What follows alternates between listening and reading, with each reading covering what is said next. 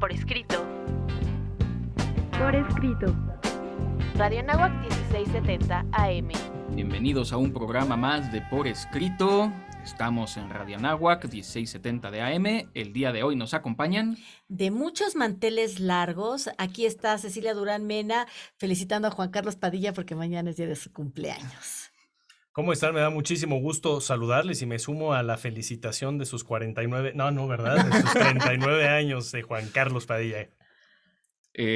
Un servidor, Juan Carlos Padilla, en nuestras redes sociales. Por supuesto que sí, me da muchísimo gusto compartirles nuestras redes sociales para que nos sigan. Estamos en Facebook, Revista Por Escrito, Twitter, @Por Escrito, Instagram, @Revista Por Escrito. Escúchenos a través de Spotify, síganos en nuestros canales, estamos también en YouTube, en nuestra página web. Y las dos invitaciones que siempre les hacemos, síganos o escúchenos, mejor dicho, en Radio Anáhuac 1670 de AM. Y todos los miércoles salimos con una nueva emisión a las 9 de la noche en Código Libre. Síganos, por favor.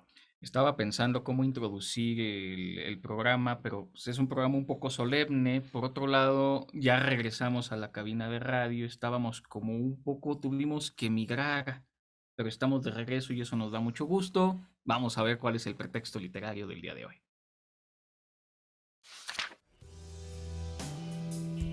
Pretextos literarios. Ya está. Textos literarios, mi querida Ceci, ¿cuál es el pretexto literario del día de hoy? Bien decías, mi querido Juan Carlos, es un tema muy relevante. Yo creo que es una de las preocupaciones más grandes que tenemos en este siglo XXI. Es un tema solemne que debe de tratarse con mucho cuidado, con mucho respeto, porque vamos a hablar el día de hoy de migración. En la semana, Juan Carlos y yo nos dábamos la oportunidad de planear qué programa, qué temática era la ideal para este día y coincidimos que algo muy pertinente es esta situación actual que es la migración, que es actual y que al mismo tiempo es antiquísima, ¿no? Un poquito nada más antes de adentrarnos a tema, hay que decir que la migración no es específica de los seres humanos, incluso es, lo comentábamos Juan Carlos y yo, parte de los animales que efectúan migraciones. Podemos pensar en las aves, podemos pensar en la migración anual que realizan los ñus en la sabana africana, incluso acompañados por cebras, etcétera, etcétera. Pero nosotros tenemos que hablar de la migración de la humanidad, que si partimos de un contexto original, ¿por qué se daba esta? Por desastres naturales, podría ser una de las razones, por la guerra, desde luego, ¿no? Tratando de huir de ella, la gente también trataba de buscar oportunidad en otros lugares. Más adelante, si nos centramos en los inicios del siglo XX, esa famosa búsqueda del sueño americano en la que tantas personas extranjeras quizá llegaban a Ellis Island, ¿no? Por ejemplo, y buscaban las nuevas oportunidades. Pero la realidad de hoy, lo que estamos viviendo en la actualidad, hay que decirlo con una palabra, es atroz. ¿Por qué? Por el trato de tantas personas. Pensemos en nuestra situación, lo que está pasando en este preciso segundo aquí en México con haitianos que están tratando de llegar al norte del país y que están siendo tratados con violencia, no humanamente. Esa es la realidad. Entonces, el tema de hoy me parece sumamente pertinente. Y es pertinente que hablemos de los animales porque los animales migran por supervivencia o por instinto de la especie. Y también como especie nosotros migramos para poder sobrevivir. Nadie quisiera huir de su lugar natural a no ser que algo provoque esa salida. Y eso es lo que ocurre ya con las migraciones humanas, ya sea por cuestión política, por cuestión de guerra, por necesidad de trabajo. La migración está presente y es para sobrevivir. Nadie quisiera salir de su lugar de origen porque es donde se siente seguro. Y en ese sentido, y remitiéndonos a la historia, estoy pensando en los hunos, que fueron un pueblo allá en la actual Mongolia, que fueron desplazando a pueblos enteros que a la postre terminarán por desintegrar la antigua Roma en este, digamos, episodio que se da al final de la Edad Antigua y el inicio de la Edad Media. Y también estoy pensando en los judíos que han sido desplazados ahora sí que por un tema más bien político, por un tema racial, de muchos lados, y estoy pensando en la diáspora principalmente, que es cuando tuvieron que abandonar la zona de Palestina para retornar finalmente y obligadamente por cuestiones políticas, después de la Segunda Guerra Mundial, ahora en un lugar donde hay un hervidero de conflictos porque la migración fue forzada. Y los conflictos que vienen por todo tipo de causas, conflictos políticos, por ejemplo, lo que está viviendo la gente de Haití y que tiene que dejar ese paraíso en el Caribe para poder llegar a tener una vida más digna. Y entonces nada más imaginemos si esa vida digna que están enfrentados ahorita con crimen, con crimen organizado, con tráfico de personas, etcétera, es terrible. Lo que está sucediendo, por ejemplo, en África, que no solamente tiene que ver estar huyendo de pobreza, sino que tiene que ver con una cacería de tipo religiosa en donde algunos están yendo en contra de otros. No quiero mencionar directamente qué tradición en contra de la otra, pero están subiendo del sur hacia el norte y tratando de encontrar un espacio para poder tener un refugio que esté dando Naciones Unidas para sacarlos de África. ¿O qué decir del Mediterráneo tan terrible y de todo lo que está sucediendo en Lampedusa, al sur de Italia, o bien en Ceuta, en donde tenemos a muchísima gente que está tratando de cruzar esa cerca, y verdaderamente lo que queríamos con el muro de Berlín al tirarlo era acabar con esas fronteras? Ahorita estamos elevando más muros. Yo ahorita que escuchaba a Juan Carlos poniendo algunos ejemplos, ¿no?, de migración que han existido en la historia de la humanidad, me vino otro a la mente. Cuando pensamos en la Segunda Guerra Mundial, siempre lo primero que nos viene a la imaginación es el contexto de los judíos, ¿no? Los judíos que antes tuvieron la oportunidad de salir, antes de que cuando se avecinaba toda la problemática, obviamente los que se quedaron y acabaron en los campos de concentración, en el maldito holocausto, como podríamos nombrarlo, pero más adelante los que se salvaron ya no quisieron seguir en Alemania, ¿no? Tuvieron que buscar refugio en Israel, que ahí nos viene incluso luego el otro conflicto con Palestina también, que no va a ser el tema actual, pero yo pensaba en la otra migración que hubo también durante la Segunda Guerra Mundial, y no todo el mundo conoce sobre esto, pero cuando los nazis llegan e invaden Francia, ¿no?, estas imágenes de París, hay mucho parisino que tuvo que emigrar buscando otras oportunidades, empiezan a caminar, hay imágenes increíbles de la gente con sus hijos cargándolos, empujando carretas con sus gallos, con sus gallinas, hacia la zona de Burdeos, tratando de salir de París, que era la gran metrópolis, bueno, es la capital, ¿no? Entonces, tratando de salir de ahí porque ese fue el justo lugar donde llegaron los nazis. Entonces, uno no piensa tanto en los franceses, pero también que tuvieron que aplicar la migración. Y rápidamente, nada más hablando de otro tipo de migración, tiene que ver con la identidad. Hay un error ahí. Muchas personas creen que una persona que se va o una familia que se va de su país deja de ser nacionalista, está buscando tener otra identidad, se les acusa de malinchistas. Es una mentira absoluta. Las personas que emigran es por la necesidad que ya abordábamos, pero simple y sencillamente las raíces permanecen, la identidad queda en ellos. Vean ustedes a los irlandeses, a los italianos, a los polacos que construyeron Nueva York, que construyeron Estados Unidos, jamás perdieron su identidad. Hablando de identidad, la identidad americana es una mezcla precisamente de identidades. Estados Unidos acogió por necesidad y por cuestiones políticas también a mucha gente. Y me gustaría también remitir, así como muchos animales migran pero no regresan al lugar de origen, con el ser humano ocurre lo mismo, y es la gran diferencia que existe entre el migrante, que es la persona que se traslada. Pero puede haber un migrante que de México, de vivir de la ciudad, se va a algún otro estado. Esa es una forma de migración también. También tenemos la del inmigrante, que es el que se tiene que cambiar forzosamente de país y reside ahí, o bien se tiene que desplazar a un tercero. Y muchos ya no regresan al lugar de origen. Y eso puede ser triste por un lado, y por otro lado también le da identidad y valor al lugar nuevo al que llegó. Es muy interesante hablando de nacionalismo, porque hay quien tiene la patria por sangre y hay quien tiene la patria porque la ha adoptado como suya. Y creo que ese es el caso, al menos en México, de muchísimos latinoamericanos, por no hablar de haitianos, hondureños, venezolanos, salvadoreños. Y del mismo modo ocurre en Estados Unidos cuando los mexicanos van para allá y encuentran una nueva patria. Pero vamos a dejar de migrar hasta el momento, o más bien vamos a migrar, pero a la siguiente sección. Autor desconocido.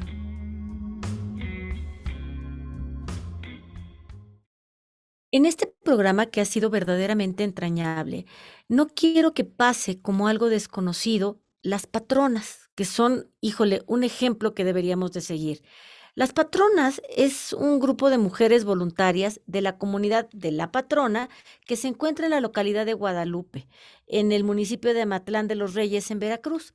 Y esta organización, desde 1994, ha agrupado a un montón de mujeres generosas y valientes que le dan alimentos y asistencia a migrantes en su paso por el estado a Veracruz. Y principalmente se han dedicado a pararse cerca de las vías del tren para ver pasar este conocidísimo, mal conocido y tristemente célebre tren La Bestia. Y entonces se paran junto a las vías del tren, ven pasar la bestia, que en el techo de la bestia van todos los migrantes muertos de hambre, asoleados, agarrados hasta con las uñas para no caerse, y les lanzan víveres a estas personas. Este colectivo empezó con 15 mujeres que desafiaba la inmovilidad de las autoridades frente a los derechos de los centroamericanos que van cruzando el territorio mexicano. El tren hace como que se detiene, pero la verdad es que nunca se para. Lo llaman la bestia y uno de sus múltiples puntos entre los recorridos que pasa por México es el que transcurre por el barrio de Guadalupe La Patrona, en este municipio que ya les platicaba. No es cualquier tren. Se supone que es un tren de carga, pero en realidad es el transporte de miles de centroamericanos que todos los años van atravesando México para llegar a Estados Unidos. El gobierno mexicano anunció a finales del 2014 que intentaría cerrar la frontera del sur para mitigar el paso por seguridad de los migrantes, pero el hecho es que no han dejado de pasar y no dejarán de hacerlo. La única diferencia de lo que ocurre ahora, de lo que pasaba hace 20 años, es que los viajeros conocen que es muy peligroso pasar por aquí y saben de todos estos peligros que les esperan en el camino. Todo esto lo cuenta Sonia Nazario, autora de este libro maravilloso, La travesía de Enrique, que es un documento sobre el viaje de un niño solitario y es uno de los primeros trabajos periodísticos de esta autora. Bueno, el cuento es que estas mujeres entrañables han tenido este trabajo de asistencia y de repente un grupo de periodistas decidieron hacer algo muy lindo y decidieron honrarlas y proponerlas para ganar el premio Princesa de Asturias, porque es una labor humanitaria maravillosa. Su trabajo de asistencia y de defensa a los derechos humanos ya les ha merecido varios reconocimientos: el Premio Nacional de Derechos Humanos en el 2013 y el Premio Nacional de Derechos Humanos Sergio Méndez Arceo en el 2013. También, como les decía, fueron nominadas en el 2015 para obtener el Premio Princesa de Asturias de la Concordia. Y la verdad es que la organización Change.org fue la que logró reunir más de 50,000 firmas de apoyo. Deberíamos de estar apoyando más este trabajo de estas mujeres que de repente se van ellas con su propio dinero, se van caminando desde su municipio y a veces se van hasta Córdoba y a veces les dan aventón y a veces se regresan ellas con sus canastas llenas de botellas de agua, a veces les preparan tortas, a veces pues no sé, les llevan, incluso han llegado a mandarles medicinas y en fin, son muy bien organizadas ellas, tienen un pizarrón en el que hay un registro de los turnos de quién debe de encargarse, por ejemplo, de llevar el pan, quién las ollas de frijoles, quién el arroz. Y ellas están cocinando a la leña con sus fuerzas, con sus propios recursos, que no son tantos, y también quién se va a encargar de los más necesitados. El trabajo, ya se imaginarán, empieza desde bien tempranito en la mañana y termina bastante tarde, ya entrada la noche. La encargada de recoger el pan debe de levantarse, pues ya saben, a las 5 de la mañana para que el pan esté fresquecito. La que tiene que encargarse de preparar la comida deja todo listo en su casa y llega a trabajar a la cocina para cocinarles a estas personas que nunca han visto y que es probable que nunca vayan a volver a ver. Es también seguro que estas personas a lo mejor ni siquiera van a conocer el rostro, los migrantes, no van a conocer el rostro de estas personas que las están ayudando. Sin embargo, ellas siguen ayudando a los migrantes con este entusiasmo, con esta entrega, y la verdad es que a uno le llama la atención porque de verdad estas mujeres hacen lo que deberíamos de hacer muchos, no dan de lo que sobra, dan verdaderamente de lo que son ellas y entregan trabajo y entusiasmo para aligerar un poquito el dolor y el sufrimiento y hacerles un poquito más agradable el viaje a estas personas. No, agradable no puede ser, pero por lo menos les quitan un poquito el hambre. Conversaciones. ¿Con qué comenzamos la conversación del día de hoy? Mira, a mí me gustaría comenzar diciendo que la literatura de migración tiene una larga historia como género literario, pero no existe en realidad como tal una definición que envuelva todo el concepto, porque yo creo que se ha ido complejizando mucho. La migración viene de un tema sociopolítico, de un tema económico y definitivamente impacta las letras. Y a lo largo de los años, híjole, tanto camino, tantos pasos, a veces tanto cambio, tanto dolor, evidentemente que va a generar muchas historias que tenemos que recuperar para la memoria del mundo. Yo creo que el momento que estamos viviendo es un momento muy duro, es un momento muy cruel, y si no queremos que esto se repita que se repita y si queremos que esto se mejore, tenemos que empezar a hablar más fuerte y escribir mucho más acerca de esto. Relatos y migración, yo creo que como género vale la pena explorarlo. Yo me quedé hace rato en pretextos literarios ahí con un par de comentarios. Uno con el que terminó Juan Carlos, me encantó lo que dijo hay personas que, hablando de la identidad, lo traen en la sangre, ¿no? La identidad, y otros lo eligen después por amor, por cariño, por agradecimiento, por muchas razones. Pienso mucho en esta situación porque Ceci dijo, los españoles, efectivamente, a mí me vino a la mente, sumando los dos comentarios, cuántos españoles que padecieron la guerra civil, ¿no? E incluso después de la guerra civil, cuando termina en 1939, vivía una dictadura hasta los años 70, conocidos por todos como el franquismo. ¿Cuántas personas no fueron recibidos de España aquí con los brazos abiertos en México y adoptaron esta nacionalidad? Padres que trajeron aquí a sus hijos o hijos que nacieron aquí. Pienso en gente famosa, por ejemplo, Plácido Domingo, que llegó de 8 años de edad aquí a México. Y él es un enamorado, él se considera a sí mismo español y mexicano, las dos cosas. Y es muy, muy simpático escucharlo hablar. Cuando está en España, habla como español. Cuando viene a México, trata de no cetear. De pronto se le escapa alguno, pero trata de no hacerlo y habla como mexicano, ¿no? Y eso es decir, le doy el respeto porque las dos nacionalidades son mi propia identidad. Entonces me parece muy, muy bueno ese comentario, como lo detalló Juan Carlos hace rato. Y por el otro lado, cuando platicaba yo de Ellis Island, yo sé que esto por ahí en algún programa lo comenté, pero les hago verdaderamente la recomendación. Vean El Padrino 2, la película, cuando llega precisamente Vito Andolini, que más adelante se convertiría Vito Corleone, curiosamente en Nueva York, en Ellis Island, ¿sí? Esa imagen cuando llegan en la embarcación y ven a la Estatua de la Libertad. La Estatua de la Libertad representaba ese símbolo para los migrantes, es decir, aquí es donde vamos a lograr ese sueño, aquí es donde vamos a crecer.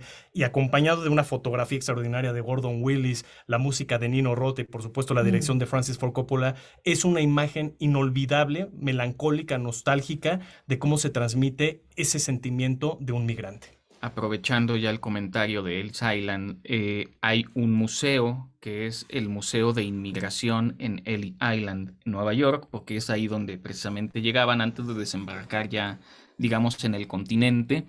Vale la pena, es un museo muy bonito que vale la pena visitar cuando uno va a Nueva York. Y en Washington hay un museo relativamente nuevo que es el Museo Nacional de Historia y Cultura Afroamericana. Es el único edificio porque en Washington todas las construcciones son neoclásicas, son blancas, son bajitas. Este es un edificio que en el exterior es negro y habla de la historia de los migrantes que vienen particularmente de África y que fueron poblando pues la nación americana. Y además el edificio está ubicado enfrente de la Casa Blanca en Washington. Ya hablando de literatura, y ustedes saben que me gustan los clásicos, quiero remitirme a una de las tragedias griegas, Las suplicantes de Esquilo. En esta obra, que se desarrolla en la ciudad de Argos, Dánao y sus 50 hijas están huyendo de los primos que proceden del norte de África porque quieren casarse con las suplicantes, que lo que están suplicando es que les reciban en Argos como, quizá la palabra migrante no existía todavía, pero como posible exiliados para que no los vayan a entregar, porque entre los pueblos griegos lo lógico era, pues tú no eres de aquí, compadre, llégale. Y las suplicantes, aunque es una tragedia, no termina en tragedia, al menos no en la versión de Esquilo, porque sí les dan el asilo político. Y creo que por aquí podríamos empezar hablando de literatura y migración. Fíjate, Juan Carlos, qué padre que esto que tú estás diciendo, porque la concesión de este permiso para estar en una tierra que no es la tuya es el problema que estamos viviendo actualmente. En México siempre había sido un país que abría sus brazos y que daba cabida a muchos inmigrantes. Lo dijo Raúl, recibimos no solamente a españoles en el tiempo de Lázaro Cárdenas, hemos recibido venezolanos, hemos recibido de todas las nacionalidades. Trajimos recientemente en avión a personas de Afganistán para poder vivir aquí, Libaneses, sí, también. libaneses, Sirios en su momento. sirios, en fin, hemos sido un pueblo de bienvenida. Es una vergüenza lo que está pasando ahorita. Y hay una novela de Antonio Ortuño, La fila india, que habla de estos aspectos súper oscuros de las migraciones centroamericanas que están verdaderamente poniéndonos en un lugar que no nos gusta estar a los mexicanos, porque a los mexicanos nos gusta dar la bienvenida. Y desgraciadamente lo que estamos viendo es cómo nuestros hermanos centroamericanos, sudamericanos entran y de repente se vuelven víctimas del crimen organizado, se vuelven víctimas de la peor parte de la sociedad. Y entonces la fila india tiene esta como metáfora en donde la gente va entrando y bueno, van ocurriendo una serie de cosas porque llegan a albergues y en este albergue los hospedan, pero luego los empiezan a atacar. Todo el drama que está viviendo la gente que está pasando por nuestro territorio, híjole, de eso trata la fila india de Antonio Ortuño. Muy bien, Ceci. Pues curiosamente, yo estoy próximo a empezar a leer un libro que lleva por nombre Los Ingrávidos, que es nada más y nada menos de la autora Valeria Luiselli, ¿sí? Me parece muy interesante porque el libro que yo estoy por empezar a leer me lo recomendaron. Estoy ahorita aplicando un doctorado en creación literaria y una maestra me hizo la recomendación para mi propia novela leer ese libro que tiene que ver con fantasmas. Entonces, por ahí estoy próximo a empezarlo. Sin embargo, de esta misma autora, lo que yo quiero hablar, insisto, Valeria Luiselli, es de otro, no es un libro, es un ensayo en realidad que se llama Los niños perdidos, ¿sí? Es un ensayo muy fuerte que habla precisamente o que recopila los testimonios de los niños migrantes. Imagínense si esto es duro, crudo, difícil para un adulto. La situación de los niños es terrible. Un niño, alguna vez vi un documental de la educación en Finlandia y qué dicen los ministros y la gente de la educación allá en Finlandia, que un niño lo que tiene que estar haciendo es jugar, es divertirse, es imaginar, es crear su propio mundo, ¿sí? Eso es lo que tendría que ser un niño, ser feliz. Cuando pensamos en estos pobres niños que están tratando de llegar a la frontera estadounidense, los horrores a los que tienen que someterse cuando son pequeños, cuando son unos jóvenes apenas, ¿no? Es impensable. Ceci no me dejará mentir, para aquellos que tenemos la fortuna de ser padres, lo que menos quieres es ver sufrir a tu hijo. Imagínense ustedes, a lo mejor si no logran visionar esto, visualizarlo, piensen en sus propios hijos que estuvieran viviendo estas atrocidades. Bueno, pues todo eso está recopilado precisamente en la obra de esta gran autora. Es muy importante el día de hoy para sensibilizarnos, poder ayudar a sentir a gente común y corriente como nosotros lo terrible que es el tema de la migración. Ahorita estaba recordando, mientras hablaba Raúl, de una película de principios de este siglo que se llama Mexicana al otro lado, de unos niños que tienen que emigrar. Es una niña marroquí que se va a España, un niño, creo, mexicano Muy que va a buena Estados película, es Unidos verdad. y un niño cubano que ni siquiera una lancha, es con una llanta inflable, quiere cruzar y llegar al otro lado porque los papás se fueron. También estoy pensando en el proyecto de Carne y Arena de González Iñárritu, que fue una experiencia para hacer vivir en 15 minutos descalzo por medio de tecnología el infierno que es cruzar la frontera México-Estados Unidos. Y finalmente, esto lo menciono en mi tesis doctoral, no pude convencer a Raúl de estudiar filosofía, se va por la literatura. Arthur Aaron tiene un proyecto en el que enfrenta a migrantes. Específicamente Amnistía Internacional lo hace en Berlín y pone a migrantes a mirarse a los ojos durante 4 minutos. Se puede buscar en internet, búsquenlo así, Amnistía Internacional, Arthur Aaron y el proyecto. Es increíble cómo solo mirándose a los ojos durante 4 minutos puede uno encontrar la empatía en el otro. Eso es fundamental. De otra manera, este tema seguirá siendo cada vez más trágico. Sin duda. Fíjense que estaba terminando el doctorado que ahora Raúl está estudiando y había un concurso al que entré de una asociación que se llama Latin Heritage Foundation. Está en la ciudad de Washington, D.C., la sede de esta organización, y gané el premio de cuento por un cuento que se llama Piragua. Piragua es la narración precisamente de una barquita que aparentemente está cruzando, pero puede estar cruzando el Mediterráneo, puede estar cruzando el río Bravo, puede estar cruzando a lo mejor el Golfo de México, cualquiera, y cómo las personas que van en esta piragua van perdiendo equilibrio, se van cayendo al mar, van perdiendo la vida, van desfalleciéndose, y finalmente el que llega uno y el único que llega pues se enfrenta a un mundo en donde no es querido. Su sueño americano es un sueño de desprecio y es algo muy, muy duro, y pues gracias a este cuento Piragua pude ganar el premio de Latin Heritage Foundation. Muchas felicidades, mi querida Gracias, sí. Ceci, muy bien Ya por fue hace eso. años. Bien, sobre la siguiente obra que voy a hacer mención, primero quise hacer un paréntesis porque tiene que ver con una realidad de nuestros días también. Cada vez yo escucho más frecuentemente en mis círculos cercanos, incluso hasta yo podría ser parte de ese círculo, de cuando tienes un país en el que vives que el rumbo parece no ir en el adecuado y empiezan las preocupaciones para tus hijos justamente. Muchos de nosotros empezamos a considerar el impulsar a nuestros hijos a que conforme vayan creciendo y tengan las oportunidades de estudio y la cuestión laboral, se vayan a otros lados, a otros países con mejores oportunidades, con una estabilidad no solamente económica, sino a lo mejor con un bajo índice de criminalidad, por ejemplo, ¿no? Entre tantos factores. Cuando uno piensa en esa situación, te das cuenta que no eres el único, que cada vez hay más de esas personas. Y esto me remite entonces al siguiente título que quiero hacer mención, que lleva por nombre El espíritu de mis padres sigue subiendo en la lluvia, que es de Patricio Pron.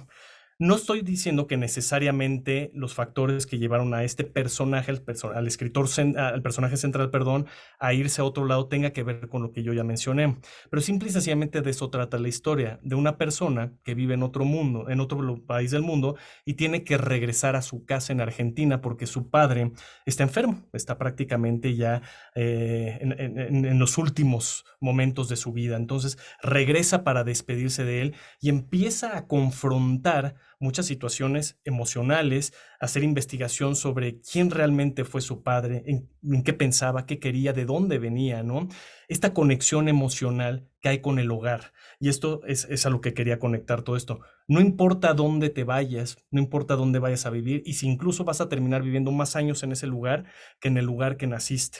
El lugar que naciste tiene una esencia propia, tiene sangre, tiene tierra, es parte de ti mismo, y eventualmente eso te puede causar dolor, pero también te puede causar una atracción completamente natural. Lo podemos ver en historias como Tara, en Lo que el viento se llevó, esa es la tierra te llama, ¿no? Como dicen. E incluso en aludiendo un poco a esta misma sintonía, yo escribí mi primera novela que lleva por título Morir contigo. El personaje central, por mucho dolor que vivió en su tierra, particularmente en Veracruz, hablando de ello, se va a África por un periodo prolongado, y en algún momento hay un brujo de una tribu que le dice, y me voy a permitir citar esa frase de mi propio libro, que le dice lo siguiente: entiendo que siempre es difícil regresar a casa, Algunas veces pensamos que ya no sabemos con firmeza dónde quedó nuestro hogar, pero puedo asegurarte que perpetuamente está donde el dolor se mantiene presente y entonces debemos volver ahí para enfrentarlo.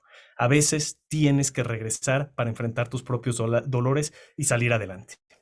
Y a veces el hogar va con uno, porque uno puede terminar por no hallarse a sí mismo en otro lugar. En contraste con el comentario de Raúl, también hay que tener cuidado de no ser ignorantes, porque luego escuchamos en los círculos cercanos que estos migrantes vienen a ocupar nuestros lugares de trabajo, Ay, José, que vienen a matar, que vienen a asesinar, y eso no es verdad. De verdad, si no tuvieran necesidad, no migrarían.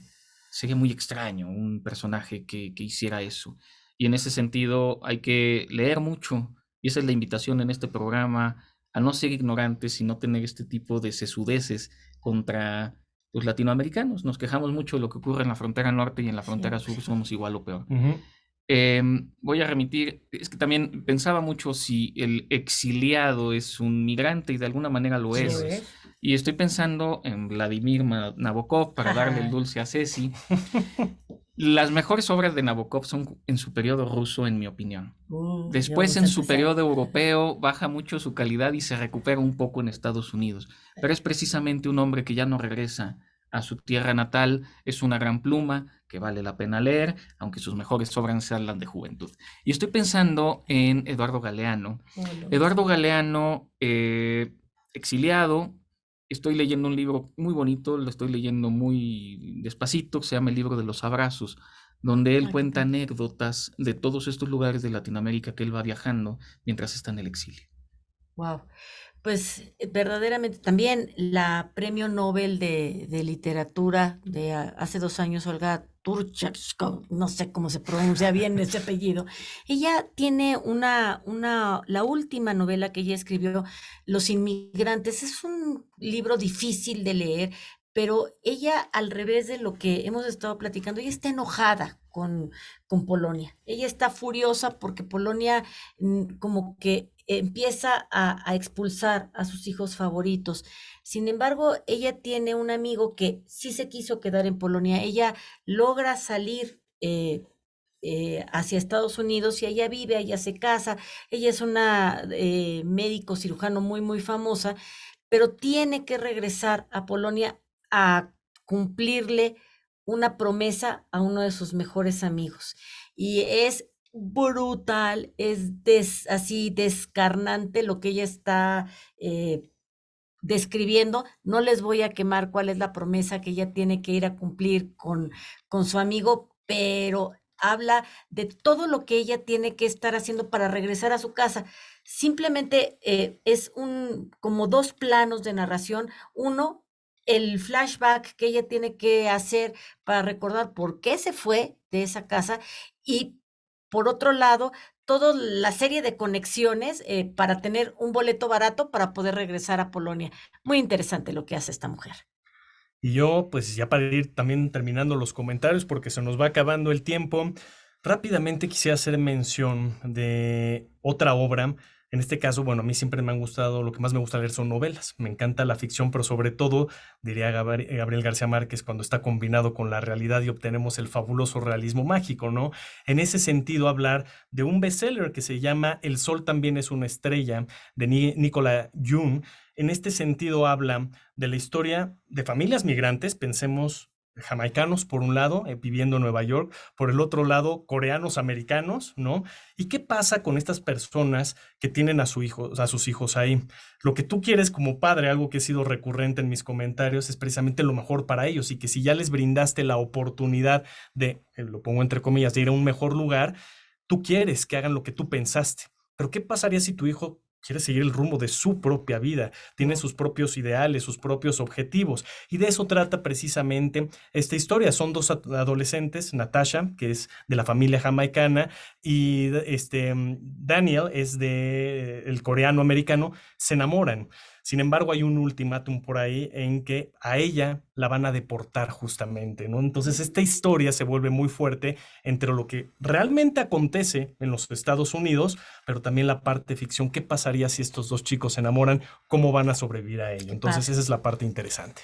Ya para terminar con las recomendaciones y antes de despedir el programa, no me quiero ir sin recomendar un pequeño libro de una autora danesa que estuvo de migrante en Alemania. Uno puede pensar que esto solo ocurre en tercer mundo, no es real. Bueno, y el mejor ejemplo de ello es todo lo que ocurrió tras la Primera y Segunda Guerra Mundiales. Guerra de Jan Teller es un librito, les prometo que se lee en media hora, donde la autora además tropicaliza para cada región la situación de migración y nos hace vivir con la lectura en carne propia lo que sería estar en otro lugar y no poder estar en donde queremos, que es nuestro propio país. Lo que es muy interesante es que lo tropicaliza. Específicamente en México, pues nos dice, pues, hay una guerra contra Estados Unidos, ¿a dónde nos vamos? Y es el desarrollo de esta historia que nos hace vivir en carne propia. También recomendar Emigrantes de Shaun Tan, que es en realidad un libro ilustrado, y pues no dejar fuera también en México La Frontera de Cristal de Carlos Fuentes. Despedimos, por favor, el programa. Agradezco mucho a Noé que me ayudó a hacer el guión de este programa. Quisiera recomendarles Buda en el ático, un narrador muy novedoso de un enjambre de mujeres. Magnífico narrador. Seguimos atrapando lectores para nunca dejarlos ir. Me despido. Mi nombre es Cecilia Durán Mena. Vámonos. Un gusto haber estado con ustedes. Yo soy Raúl Sanz. Nos encontramos la próxima semana. Un servidor, Juan Carlos Padilla, no sin antes agradecer Inés Rendón, Valeria Martínez, Brandon Hurley. El día de hoy también nos acompañaron Daniela Muñoz, Jocelyn Cabrera. Que su vida literaria sea gozosa.